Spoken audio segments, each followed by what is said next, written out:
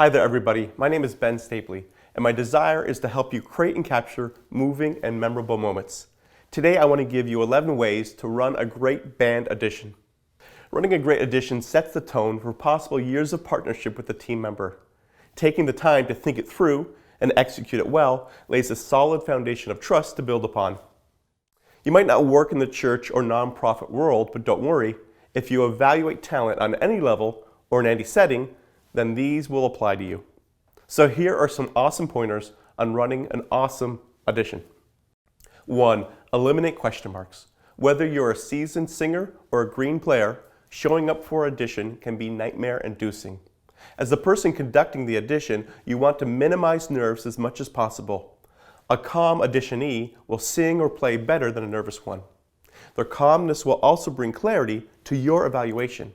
It will help you identify if a poor performance was caused by excessive nerves or a lack of talent. You would hate to lose a potential team member because they were overly nervous. The best way to eliminate question marks is by providing answers. Long before the audition, hand out an FAQ page and make yourself available to answer any additional questions not listed on the page. 2. Create a safe environment. I hold closed auditions to create a safe atmosphere. Only the worship leader, the creative arts pastor, and the auditionee are present. This lets them know that they will be evaluated by a small and trusted team that is looking to help them succeed. We also let the auditionee know that this isn't American Idol and we aren't Simon Cowell. We want to build up their giftedness, not tear it down. We want to reveal their talents, not reject them. 3. Ask about Jesus. This might seem like a no-brainer for bringing a volunteer onto a church team, but it still needs to be stated, especially when it's a creative team. Sometimes, as leaders over creative teams, we can be more concerned about a potential volunteer's artistic ability than their connection to Christ. Taking time during the audition to talk about Jesus helps ensure you find someone with skills and spirituality, with gifted hands and a tender heart. 4. Audition with 2 to 3 songs from your playlist. Auditioning with a couple of songs confirms if they are more than a one-hit wonder. It also helps you identify if they can replicate your style. You don't want great opera singers if your style is contemporary rock. We let people perform original pieces as long as it is an addition to the 2 to 3 from our playlist. If someone is unwilling or unable to learn a couple of songs for an audition, then they will probably not be able to learn 5 songs for a service. If they hit the songs out of the park, then throw them some curveballs to see what else they can hit. Curveballs like performing new songs, changing the key, and harmonizing. These curveballs help you get a fuller sense of a gifted team member's capacity. 5. Record the audition. Recording the audition does a number of things. It helps people hear how the evening went. It reminds them of coaching or training that was given during the audition. It establishes the value of growth up front, a hard practice to introduce down the line, and it gives a baseline for reference for future growth.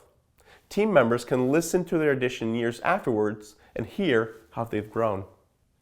6. Audition, join, then connect.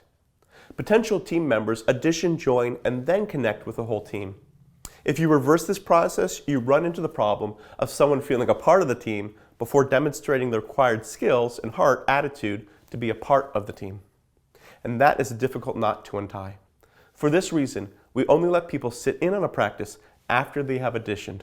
Audition, join, then connect. 7. State feedback timeline. Stating the timeline up front lets people know that the progress for review is not based on them. It is a thought-through progress put in place before they came along. This way, they know that a delay in response is not because of a poor audition. As evaluators, we don't want to feel the pressure into giving a quick response. Because of this, we don't give feedback the night of. Instead, we give ourselves a week to follow up. This allows time to internally discuss the audition and to check the references. 8. Check out references. We ask for 3 references that can give feedback about musical skills, working in a team structure, and spiritual maturity. Each of these categories can be fairly subjective, so we ask for 3 references to get a wider perspective. The references also allow us to pursue any red flags we are aware of that weren't brought up during the night of the interview. We ask for a personal, musical, and spiritual reference. A friend, band member, and pastor.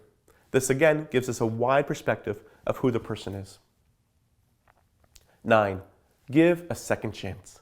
Let them know before the audition that if it doesn't showcase their talents because of nerves, a cold, or just an off night, that you'll give them a second chance. This takes away a degree of their performance anxiety.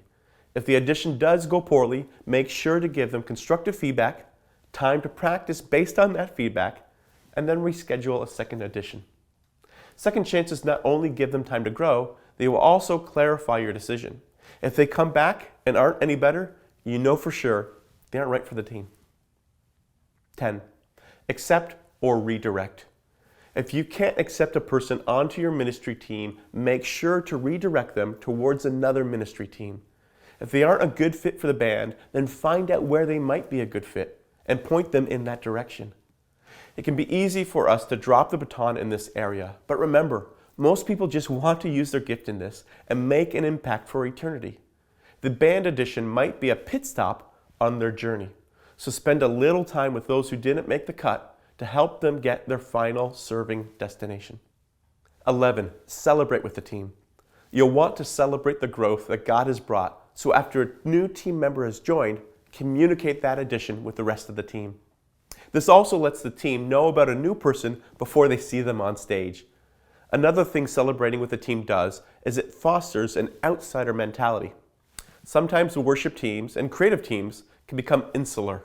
Celebrating is communication, and this type of communication reminds everybody that the team is excited for new members and growth.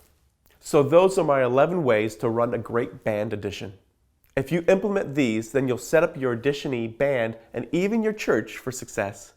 Send an email to benstapley@gmail.com and let me know what suggestions I missed. I would love to hear from you and learn from you. I would also love to connect on social media, so look me up. I hope you have an awesome time running your next band audition.